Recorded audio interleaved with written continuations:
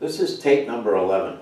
It's titled, Malaria, Malaria. Before I start reading, I want to tell you something. I don't know how to express to you how fearful it is to be in Africa at nighttime. When that sun starts going down and those bugs come out, it is really scary. Okay? Caprivi Strip, northern Namibia, and other surrounding nations are highly infected with malaria. You know someone's suffering from it when he or she is talking to you. Their hands are clammy and they're shaking all over. It's like the spring flu in Delaware. It seems like everybody gets a dose.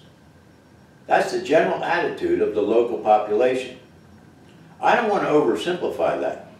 There are people here who are frightened to death by malaria. People die from it all the time. But most seem to take it in stride, much like Americans take in stride seasonal discomforts, like the flu, like colds, like allergies, and other things. I don't want to create the wrong impression. It's deadly, but it's just not up there on your daily consciousness while you're living in Africa.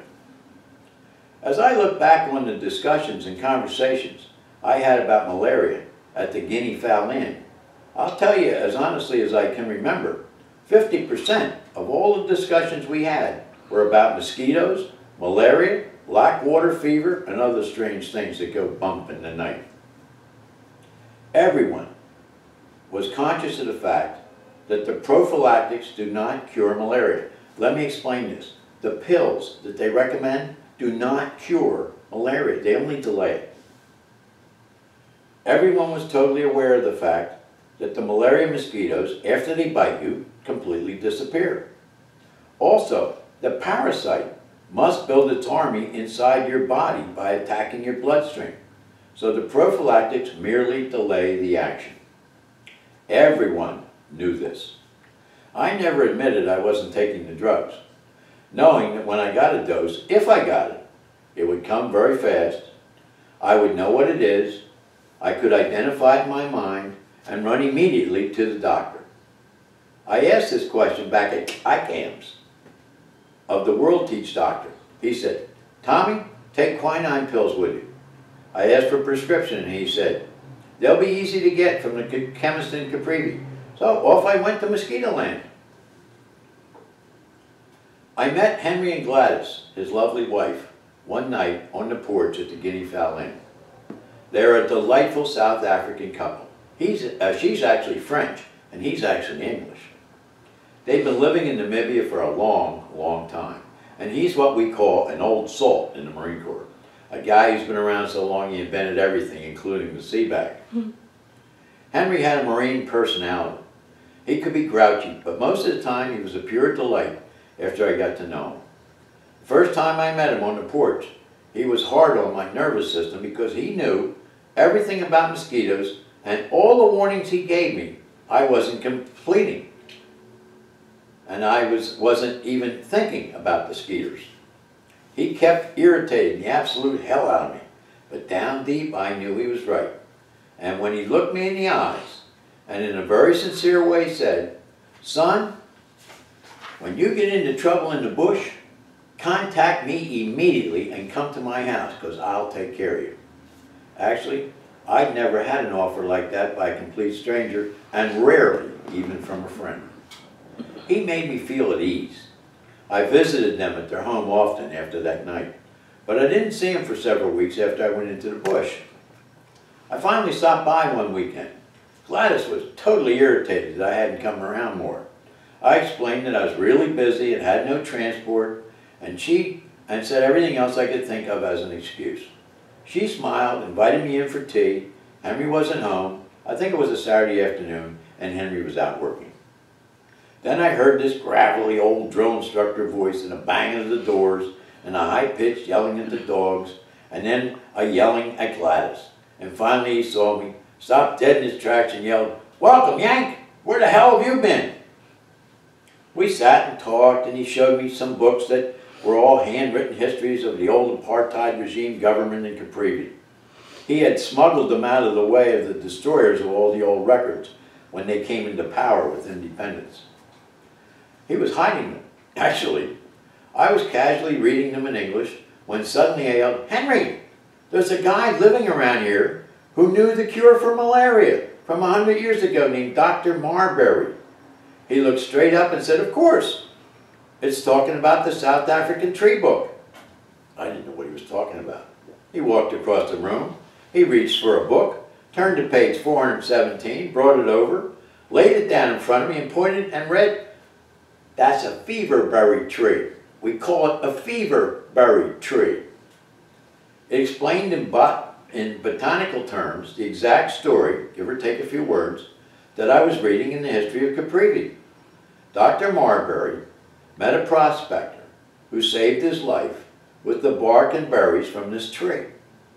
The berries were really kind of like walnuts, like nuts, but separated in three parts.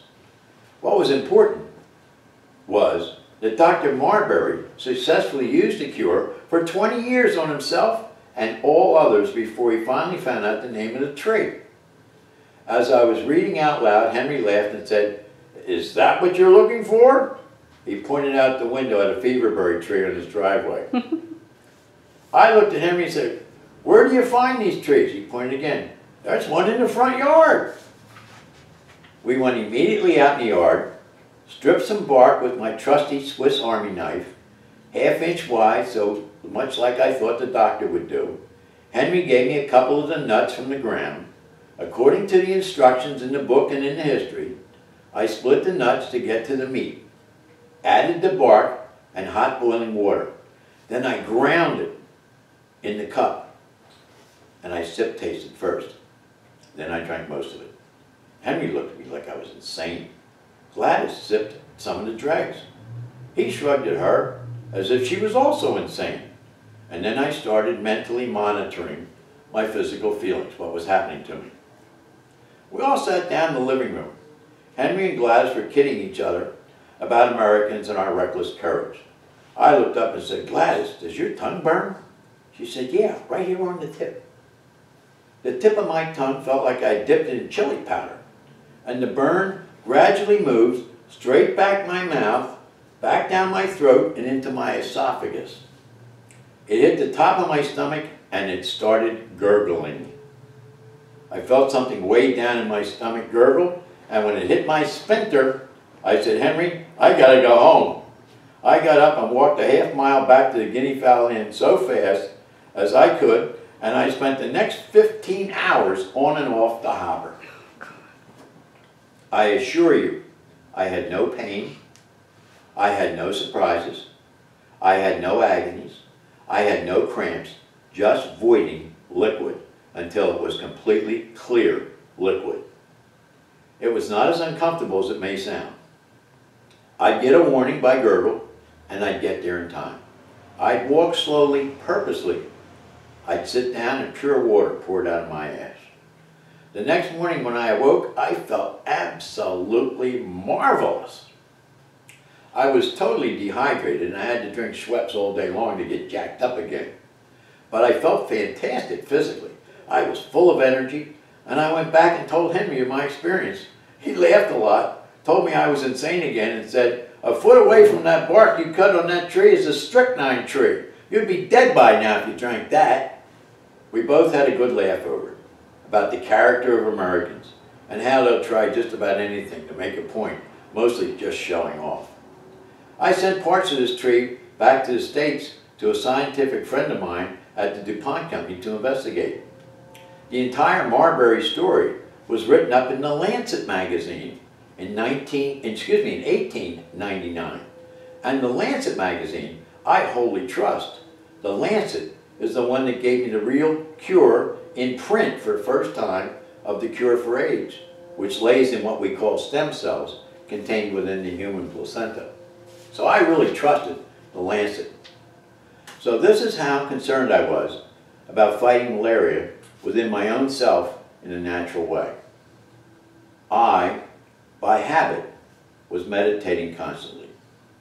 I tried all the healing techniques I heard from any reliable source.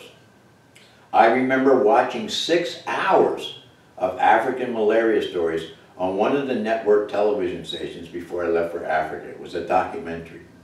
I tried everything but snakes that they use for healing. And if I had a snake, I would have tried that. Speaking of snakes, I almost caught a 7-foot black mamba, which was wiggling across the front lawn to guinea fowl in one day. The locals stopped me dead. They thought I was crazy, chasing after one of the most deadly snakes in Africa. It can spit at you and kill you. It just sits up and spits and kills you. Anyway, they dragged me back to the porch. But anyway, back to malaria. I saw another copy of a South African tree book, which mentions a Lancet article on the bar at the Guinea Fowl Inn. And I asked Jubal, the bartender, permission to take it with me, and I walked over to the Katima Malilo Hospital.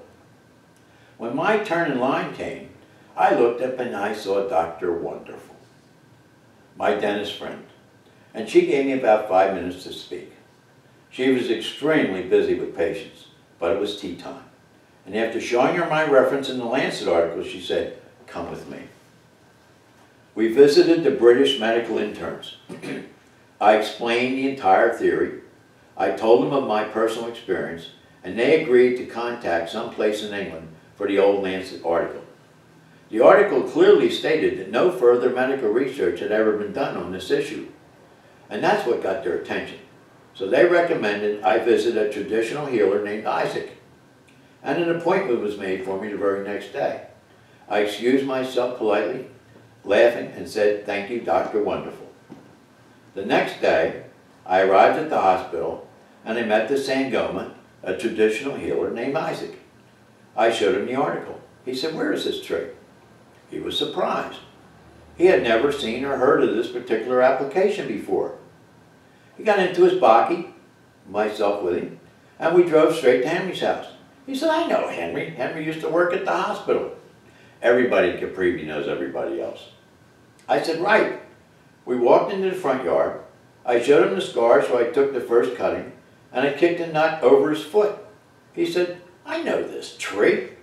I said, "For malaria?" He said, "No, we only use it for women. Those women who have an infection preventing their monthly vaginal discharge. If a man has intercourse with them, he blows up like a balloon and dies within 48 hours. We use a potion made from this tree to give to the women that causes her to void all the fluids almost immediately." I said, "Wow, that's what happened to me." He said, "How much did you take?" I explained how much I took and how I mixed it. He said, "That's 3 times more than we give the women." And we both laughed hilariously into tears. He reached up and snapped off a branch and picked up a nut and took a cutting for himself. We got back in the bakkie and drove to the hospital chatting. On the way, he was constantly pointing out other trees and plants that cured things as we passed along the way. He said he would check his sources. I told him what I had done, sending a sample of the tree to my friend in America, and I agreed to tell him more about it later. That was my total malaria experience. That was my total curiosity. That was my total attempt to prevent it from infecting my mind and my body. And that was my total stupidity.